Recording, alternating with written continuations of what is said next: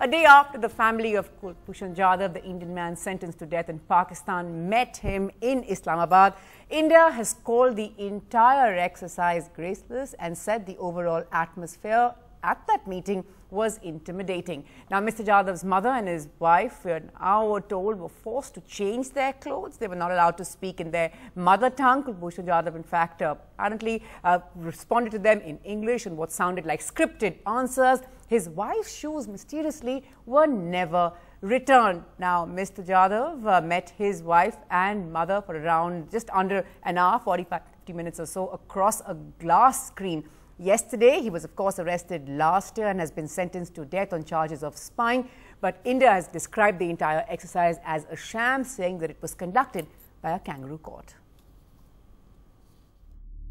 A day after Pakistan tried to convert the meeting between Indian and his custody Kulbhushan Jadhav and his family into a big PR stunt, India today shattered Pakistan's claims blow by blow.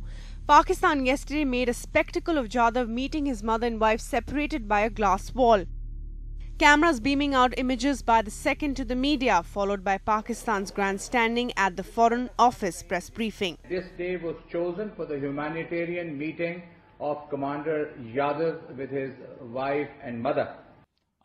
India today blasted Islamabad's claims to humanity and exposed insensitivity towards Jadhav's mother and wife. The Pakistani press was allowed on multiple occasions to approach family members closely, harass and hector them. Under the pretext of security precautions, the cultural and religious sensibilities of family members were disregarded. This included removal of Mangal Sutra, bangles and bindi. Despite her repeated requests, the shoes of the wife of Sri Jadhav were not returned to her. Visuals confirmed that both the wife and mother were made to change their clothes before going in to meet Jadhav. The wife's shoes were never returned. India called the exercise lacking in any credibility in an overall atmosphere of intimidation. It appears that Sri Jadhav was under considerable stress and is speaking in an atmosphere of coercion.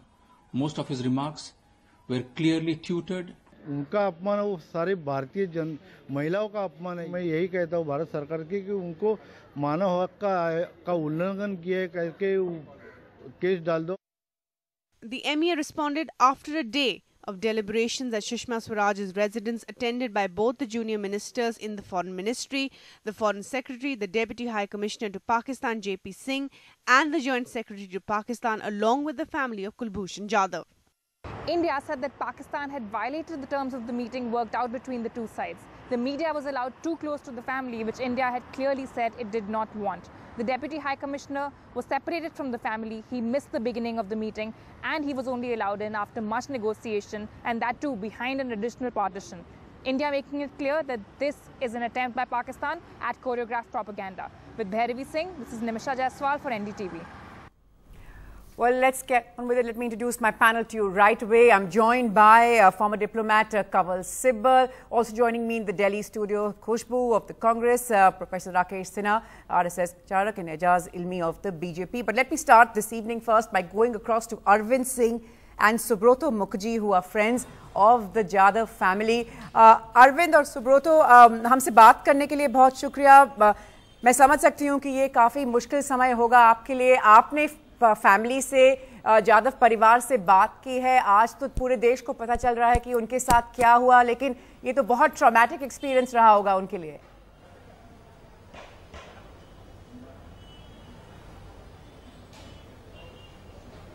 Arvind ji, आपको हमारी आवाज आ रही है? काफी traumatic रहा, क्योंकि जिस हिसाब से हमने अपेक्षाएं की थी कि जो मीटिंग होगी एक भावनात्मक एक भावनात्मक मीटिंग होगी. ये मिलाप जो होगा सच में एक दिल को छूने वाला मिलाप होगा, क्योंकि आज 22 महीने के बाद में एक माँ अपने बेटे को छुएगी, एक पत्नी अपने बेटे को छुएगी, लेकिन ऐसा कुछ हुआ नहीं. एक कांच की दीवार बीच में आ गई और मतलब ये मीटिंग तो मिलाप कह ही नहीं सकते ऐसे. मतलब ये कुछ अजीब ही चीज थी.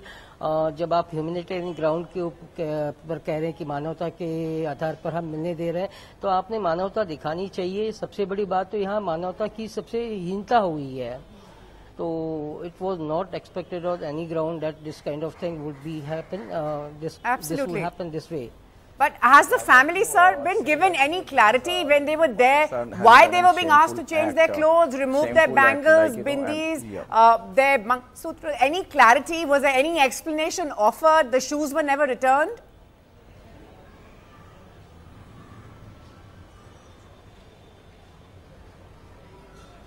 Definitely, like, we don't know, but exactly which we have heard in the news, in the media which came today. Like, it is also shameful, like, as an Indian woman, like, we always respect women, and which such kind of things which has been told them over there just to meet Kulbhushan Jadhav. And I don't know what kind of threat they are expecting from Kulbhushan Jadhav when they are meeting their own son and as well as husband of both of them. So I can't understand what Pakistan is telling that, this kind of for the security reason we have done this. Okay, let me take this to Kaval Sibal. There's of course a fair amount of outrage, understandably so. We are describing it as choreographed propaganda. There are all those this evening saying that should we have bought Pakistan calling it a humanitarian gesture in the first place? What would you say, sir? Well, they wanted to present it as a humanitarian gesture, and they chose the date very deliberately, December 25, so that the Christian world would look upon it sympathetically, that it was done on a day like Christmas Day. But I think right from the start it was never intended to be a sincere humanitarian gesture on their part. It was done because they wanted to improve their case in the ICJ and be able to convey that while they were determined not to allow consular access, because that's the issue, legal issue on which the case is based, on the basis of which the case will be discussed, that they have allowed the family to come and visit, and therefore they are not as inconsiderate in terms of the rights of Kulbhushan Jadhav as it has been made out to be. We were very suspicious right from the start. We could not, of course, say no to this meeting, because we also had to be very careful about the sensitivities of the family and their desire to meet Kulbhushan Jadhav, and the state could not stand in the way, but the state could ensure that the meeting took place in normal civilized circumstances, which we tried to ensure to the best of our ability. Okay. But the Pakistanis, being Pakistanis, and their mindset being very different, they have indulged in excesses and have not shown any humanity towards these two ladies by treating them so shabbily and dispossessing them of their possessions and making them change their clothes and all the other things that they have done on the assumption, I just want to interrupt you there, Mr. Sibal, just very quickly. In your experience, this is all very unusual, isn't it? No, it's not unusual. Okay. I mean, Pakistan has behaved like this for years, for decades. It's a state that is sponsoring terrorism against us. I don't want to go into those details about how they give liberal free play to the terrorists to conduct their activities against us. This is not the behavior of a normal state. So how would you expect that state to behave normally in a case like this, when actually they have tried to squeeze the maximum propaganda out of arresting Kulbhushan Jadhav? And what is worse is that after the meeting took place, they made him make a television interview where again he accepted the guilt and said that he was a raw agent and that clearly he under pressure and being coerced. Let me take that to it. Obviously being coerced. Mr. Ilmi, Kapil Sibal makes the point that this is not unusual. Perhaps say that this is to be expected in a sense. Then should we have been better prepared? It was something that was very important for this meeting to take place. The government of India obviously has been and will continue to back Commander Kulbhushan Jadhav and his family. We stand by them. Secondly, let me just comment on what was said yesterday, that this is about religious mercy. It was deviant heresy. They spoke about humanitarian. This is explicit barbarianism. So it's comprehensively, it flies in the face that this entire media circus that they organized was aimed at trying to deflect and divert attention from what the global media is focusing now and what the kind of implosion that is happening in Pakistan. Obviously, the ICJ will not be impressed by this histrionic and dramatic and theatricals and this barbaric behavior that is shown by Pakistan, and to expect the Foreign Secretary and the Foreign Ministry spokesperson to speak about humanitarian and mercy, it actually, I really wonder what kind of human beings that they actually are, that they can insult, denigrate and humiliate Kulbhushan Jadhav's wife and his mother, who were there, asking them to remove their bindi, their sindoor, their bangles. Are they scared of the sindoor? Are they scared of the bindi? And what is actually wrong with that country is it's evident that anybody who calls them a rogue state, I mean, they really need to understand that this is the pits. It doesn't go lower than this. Okay, but trying to get in a view from Pakistan, we'll do that. But Khushbu, coming at this stage, there was, of course, great grandstanding in a sense by Pakistan ahead of this humanitarian gestures, reuniting the family as brief it might be for a bit. And then it's played out, many are saying, as per a script that, you know, we ought to have been ready for. Yes, I think what happened yesterday to Kulbhushan Jadhav's mother and wife is completely appalling, not acceptable on any terms. It's very surprising that the government of India, who actually speaks about having very friendly ties with the Pakistan, we have seen our Prime Minister going to Pakistan on a very impromptu basis, going and celebrating birthdays or the weddings. You know, you are not prepared. You have a person from the ministry who is not allowed to go inside. He misses the first few minutes of the meeting. Though the meeting was only for 45 minutes, you miss the first few meetings. You do not make sure that they are meeting in a capacity where they can actually hold each other or touch each other. I'm sure a mother, after 22 months, if she's going and meeting her son, she would like to touch him. She would like to feel if my son is okay. You know, that emotions are there. Yeah. So that was missed. And the kind of, you know, the actions were there, and the way they were humiliated was absolutely uncalled. I think the government in India was not at all prepared, or if they say that they were absolutely not sure what the Pakistan governing side is going to do, then it's a failure. Okay. Professor Sinha? It is a failure. Why were we not ready? Everyone seems to agree that nobody is surprised that this is happening in Pakistan. I think this is the exhibition of the standard hate practices of Pakistan. You know, when Kasab was arrested in India, Red Hand, he was a part of a terrorism in 26/11. Pakistan disowned. Despite that, Human Rights Commission of Pakistan asked the Pakistani state to own Kasab and allow the consuls to go there, but Pakistan disowned it. So Pakistan is hell-bent to oppose India, to hate propaganda of India, and the basis of a Pakistani nation state is the hate India. So I think that this. So all the more reason should we have approached this differently? What I find that by removing bindi and bangles, this also shows the religious bias of Pakistan. This is not merely hating India, but also Pakistan had demonstrated a religious bias and given a message to India. So changing clothes, not changing. Okay. I can understand that if Pakistan says that if cloth is related to some security measure, that is not acceptable. But when you are removing bindi and bangles, that is really kind of thing you are doing at that too. It is not 25th, and I don't agree with Mr. Sibal that 25th December was chosen to give a message to the Christian world, because entire Christian world knows that how much Christians are being attacked in Pakistan every day. They are not in the position to go to church, and the Christmas was not celebrated in Pakistan in all the places. Christians celebrate Christmas in their home, not in the church. This is the situation in Pakistan. But should we have been better prepared? Coming back to my question, Professor Sinha, if we know of all of this, nobody is surprised this evening by what Sibal said, that this was the minimum, because we know the sensitivity of the family. Either we have only two options: either ask the family not to go, or if you are allowing family to go, then you have to go in terms of the. So limited choice, basically. There was we could do. I know that you disagree, Khushbu. I'll come to you in just a bit, but let me go across to Salman Bashir, who is the former Pakistan High Commissioner to India, joining us this evening from Islamabad.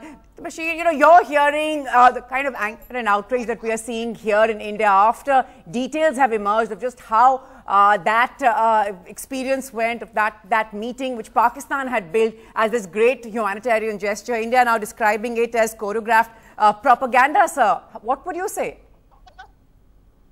Well, I'm sorry to hear what I've just heard. I think I saw it on the television, as opposed to a few did. Of course, this appears, of course, for you and to you you're entitled to your views. I see that you dismiss this gesture that was made in good faith on a humanitarian basis as inadequate, and there's nothing, of course, I can say in this regard. It's up to you how you evaluate it. But I think as far as we are concerned, we have tried our very best to be, as graceful, as elegant. They were well received. They were looked after. It's interesting you would say that, sir. It's interesting you would say that, sir, because, India has called the exercise lacking in credibility. They've said that there was that atmosphere of intimidation what the family had to go through, saying that, sort of patting the family on the back for clearly the kind of composure that they showed. See what the family had to go through, paraded there in front of the media, even though it had been made clear that that ought not to happen. They're made to wait for their car. Again, this media spectacle. And of course, you've heard the focus, change their clothes, shoes up, change, they're not returned, removing their bangles and their bindis and so on. How can you say, sir, this evening that they had shown grace? It sounds rather graceless, sir. Well, I can't Cultural change sensibility is also not factored in, perhaps. Sorry, go ahead. Yeah, I think you've converted this all into a propaganda against Pakistan. I think you just totally, either willingly or unwillingly, not prepared to see it a little bit more objectively. I think there ought to be some common denominator that we ought to arrive at. And of course, the Indian MEA and the High Commissioner here should have worked it out much better. And they should have been prepared for the arrangements that had been made here. And I think it's really... I can understand where you're coming from. Perhaps not surprising what you're saying there, but it's something, when we are hearing what's happened here, prevented from talking in their mother tongue and what sounded like a script there. Before I get everyone else, I'll just get Kamal Sibal to respond to that. Mr. Sibal, you're hearing what Salman Bashir is saying, the fact that he's still saying that Pakistan clearly believes that they went about it the way they ought to have. Well, I can't see why they had to make the ladies take off their bindis and their bangles and other things. Apparently, they believe that our Raw would plant some bugs into the bindis and the bangles, and therefore they had to remove those. This is absolutely ridiculous. Absolutely ridiculous. Maybe they've been seeing too many Hollywood movies where these things are done.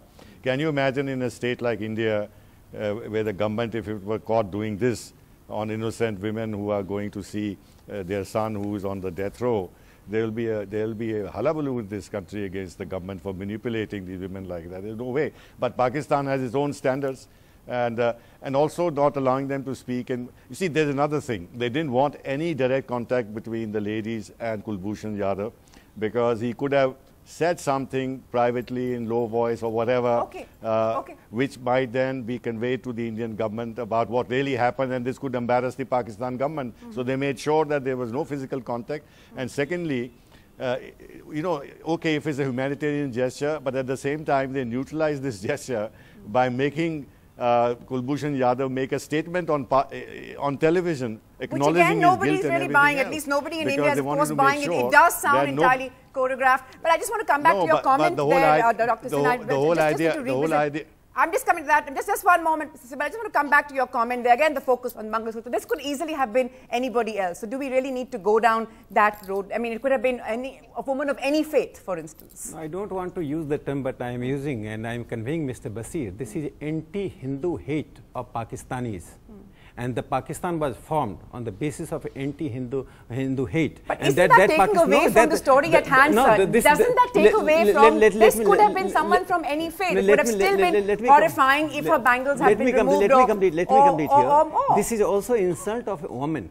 Pakistan has demonstrated that it can insult not only the prisoner, it can have its opinion about the Jadhav, but it has demonstrated before the world that it has no respect for women. Innocent women, mother and wife, irrespective of her faith. Second important thing, I am just informing Mr. Basir that India has provided 1,000 Pakistani patient medical visa in 2015 and 16. This is the grace, this is humanitarianism, and you people are not allowing the mother and wife to meet the prisoner because I agree, Mr. Sibal, they were afraid. that if they meet personally and in physical terms, then Mr.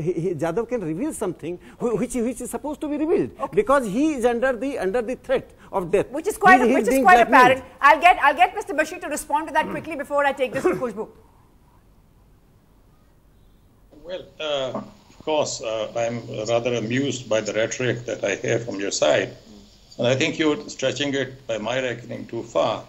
You know, bringing in the element of hate and anti-Hinduism or whatever.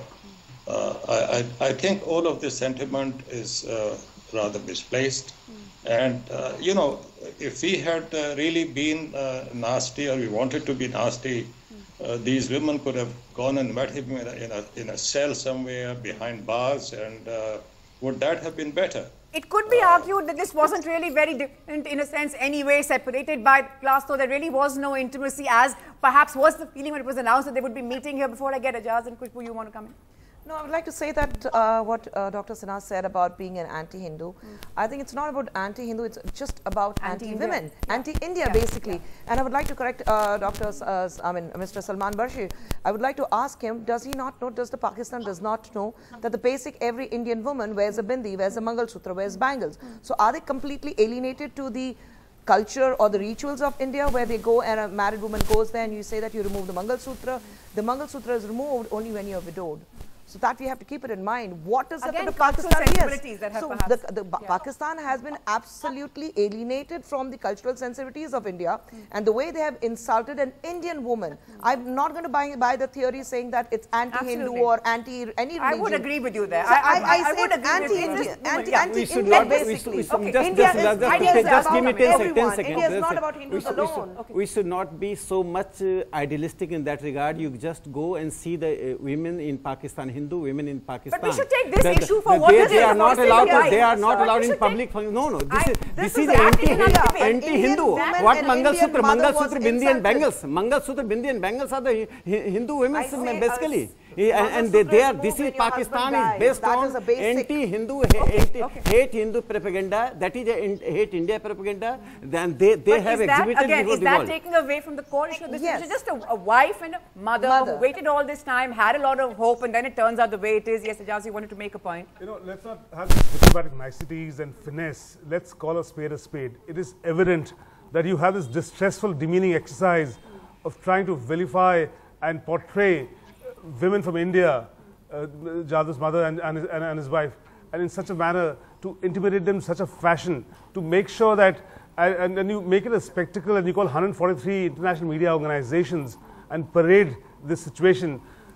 Nobody is buying this, and then to cover it and couch it that it was mercy and humanitarianism. It was definitely not that. Mr. Bashir, this is not mercy. This is not humanitarian behavior that you expect from a country, a sovereign country. You definitely need to understand that this was a distressful, demeaning vilification of Kulbhushan Jadhav's mother, and this is totally unacceptable. And we have to say this. We can't be couched in diplomatic niceties. Okay. Salman Bashir, I want to ask you, just before I take this to General Hasnain, who's now joining us, that, you know, this was meant to be this big exercise for Pakistan on the world stage, but in hindsight, has it backfired somewhat, given the kind of details that are now emerging? Who's going to really stand with you or buy now that it really was humanitarian, sir? I think, as I see it, I don't think it was intended as a propaganda exercise. We know that anything between India and Pakistan becomes a media, contest, as it is now in your program. I'm sorry, I sympathize with you because I don't see any hope, with this sort of sentiment display of anything being done better between the two countries. We can say a lot. I'm refraining from doing so, but in my heart of heart, I believe that India is capable of, acting much more maturely than what I see at display right now. Right, but big question, of course, would be that this is the kind of incident that perhaps India is just responding predictably. If the tables were turned, it could be argued that no country would respond. frequently cultural sensibilities haven't been respected. These people went, a family went to meet and just see the kind of beaches that are now emerging, sir, and especially when it was billed at this great gesture. General Hasnain, coming at this stage, many are asking this evening, what really is Pakistan's end game, coming at a time where we've seen the killings of those 4 Indian soldiers and Indian retaliation as well? What is the end game? Well, in my opinion, I think this whole issue today of the manner in which the Pakistan side has intimidated both the mother and the wife of Kulbhushan Yadav is a fully choreographed affair. It probably starts from, this whole drama starts from the visit of General Bajwa to the Senate committee and making a statement which is then leaked out to say that he desires or he would prefer the political people, the political authorities to look at better relations with India.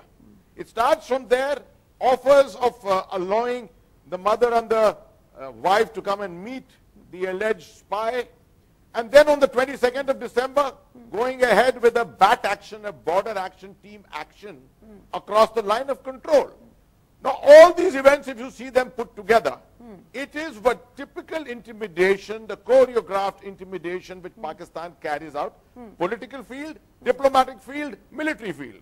Put together, the entire thing is a lot of propaganda with an attempt to intimidate India and send home a message to India that Pakistan is on a high horse. Okay. Now, this is the kind of thing which goes completely wrong. It goes completely awry. They don't realize it. I'm surprised someone like Mr. Salman Bashir, who is a respected diplomat, is actually defending this kind of a thing.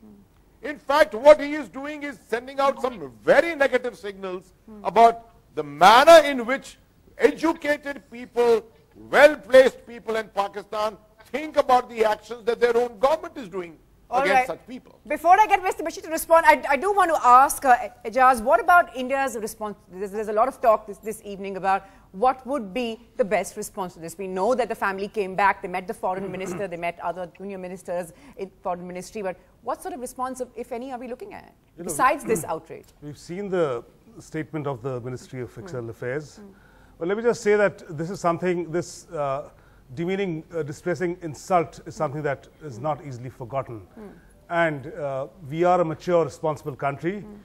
We will assess what needs to be done, but we will back Mr. Jadhav and his family continuously. Okay. Kushbu, what sort of response are we sort of looking at? We know that the political class usually, when it comes to dealing with foreign affairs, does sort of come together on issues like this. I personally feel that, you know, the kind of niceties we have shown towards Pakistan, the Prime Minister has shown towards Pakistan, I think we should actually ask the Pakistan government to apologize to Jadhav, the entire India, because you have not insulted a mother and a wife alone, but you have insulted the entire country because they were representing India there. They had gone to meet an Indian son who has been arrested on false, being called a spy, and the way he's been tried out there. I think there's so much to be done, there's so much to be talked, and we need to know that how we're going to get Kulbhushan Jadhav back here, what are the terms and conditions, what are we going to take the next step. So again, keep up that pressure. Yes, we have to keep up the pressure, but we have to ask the government, we have to tell Pakistan that they definitely need to give an apology for the way these 2 women were treated from India. There's little chance of that happening, but I think we need to keep the pressure building because you can't let it go. You can't just, this is not the first time and this is not going to be the last time. If this is how we are going to maintain the diplomatic relationships, it's either we take a stand, it's yes or no. You can't say this is how this was expected of Pakistan and yet, say that, oh, we are friends. No, this is not a domestic political issue, this is a diplomatic issue, and Khushbu is speaking just like that. This is something in a... So going and hugging uninvited for a birthday party and a marriage, let me complete. I have not intervened. Right. You can contest me after that. In such a situation, when Pakistan was defeated in International Court of Justice, this was a big victory of India.